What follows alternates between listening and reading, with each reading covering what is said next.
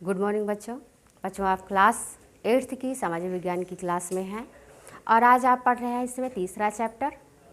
आपके चैप्टर का क्या नाम है? देखिए, ग्राम्य जीवन और समाज। इसमें शिल्प और उद्योग आपको पढ़ना है।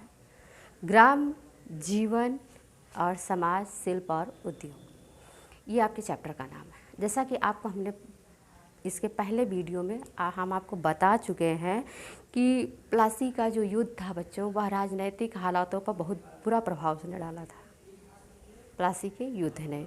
और भारत, जो ब्रिटिश कंपनी थी भारत में, वह व्यापारी कंपनी से मतलब कि व्यापारी कंपनी से यहाँ एक राजनैतिक कंपनी बन गई और उसने भारत के जो भूमि सुधार या भूमि पे जितने भी आय थी वह सब पे उसका नियंत्रण हो गया था। यानी कि पूरा सब कुछ देख रेख वह ईस्ट इंडिया कंपनी के अनुसार ही भारतीय को करना पड़ता था।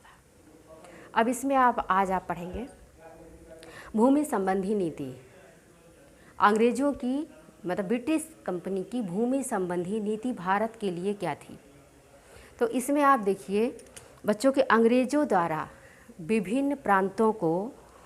विभिन्न प्रांतों में भूमि संबंधी ऐसी नीति अपनाई गई जिसके स्वरूप किसान, जमींदार भी काफ़ी परेशान था, उसकी भी स्थिति काफ़ी शोचनीय थी।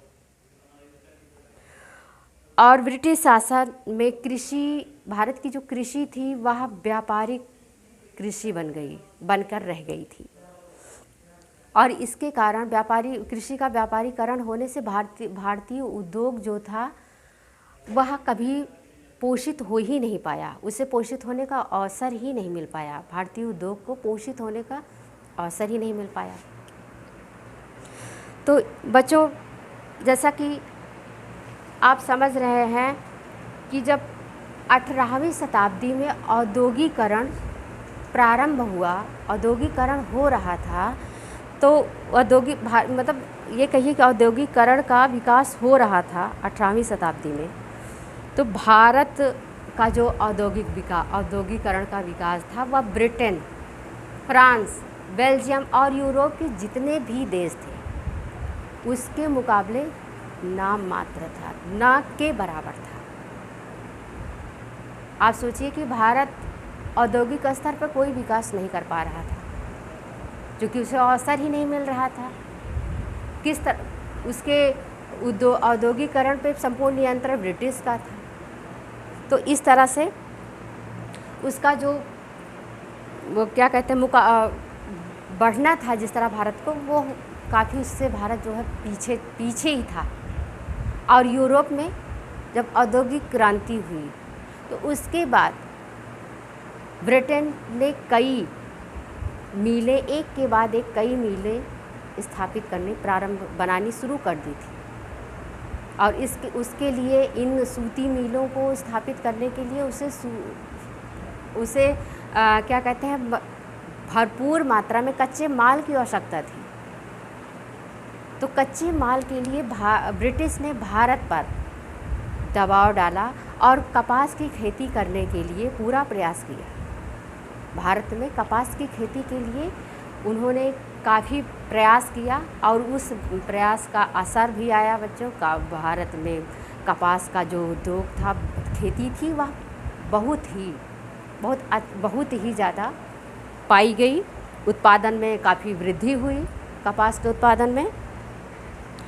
तो कपास के उत्पादन में काफ़ी वृद्धि हुई और इसके साथ साथ भारत में अंग्रेज़ चाय तो पीते थे बच्चों। चाय अंग्रेज़ों की ही देन है भारतवासियों के लिए, लेकिन चाय पत्ती वो भारत से लेके जाते थे।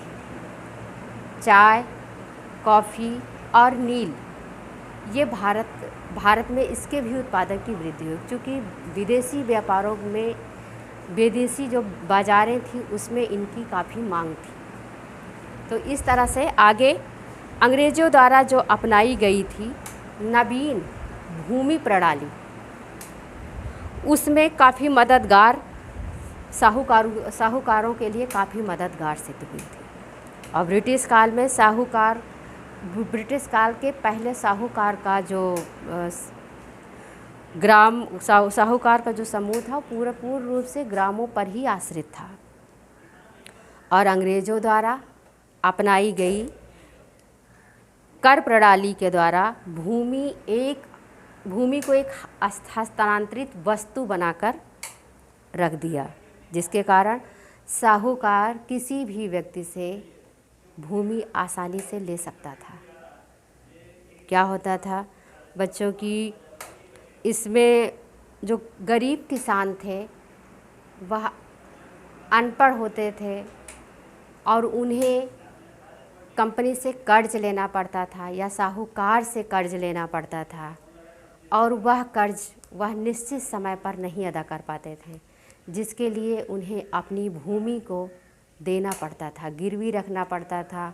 और कुछ दिन के बाद समय धीरे जब वो अवधि भुगतान करने की ख़त्म हो जाती थी, तो उस अवधि के बीतने के बाद जो साहूकार थे और ब्रिटिश कंपनी थी, ये किसानों की भूमि पर संपूर्ण अधिकार कर लेती थी। इस तरह से किसान भूमि विहीन हो जाते थे और किसानों का तो पूरी तरह से ब्रिटिश और साहूकार जमींदारों ने मिलकर के उन्हें पूरी तरह से नष्ट कर दिया।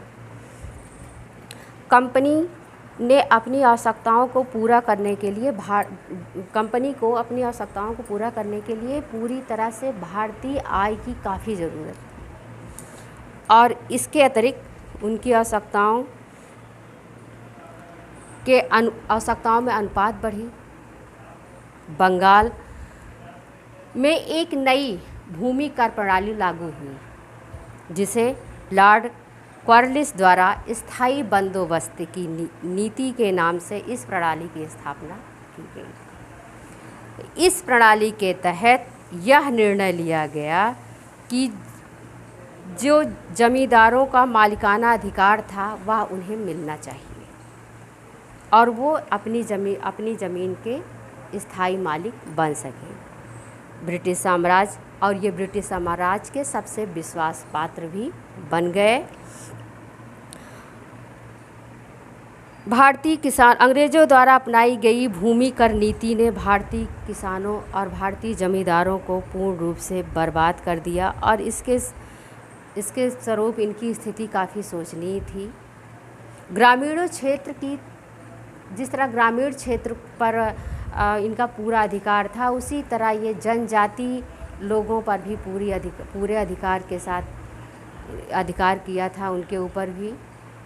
और ये अपने परिवार को चलाने के लिए, जनजाति के लोग जो थे अपने परिवार को चलाने के लिए 2 वक्त की रोटी के लिए भी इन्हें तरसना पड़ता था।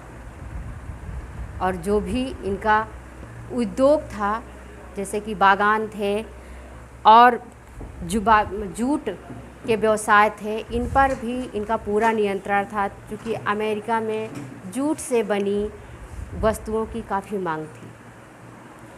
और भारतीय कृषक पर इसका व्यापारीकरण का जो प्रभाव पड़ा वह काफ़ी नकारात्मक रहा। किसान जो थे वह पूरी तरह से ब्रिटिश कंपनी के अधीन हो गए थे, यहाँ तक कि उनकी पूरी ज़मीन भी उनके अधीन हो गई थी और भारत पूरी तरह से निर्धन हो चुका था। तो बच्चों, आज के वीडियो में बस आपको इतना ही बताएंगे। इसके बाद आपको अगला पॉइंट पढ़ाया जाएगा। धन्यवाद।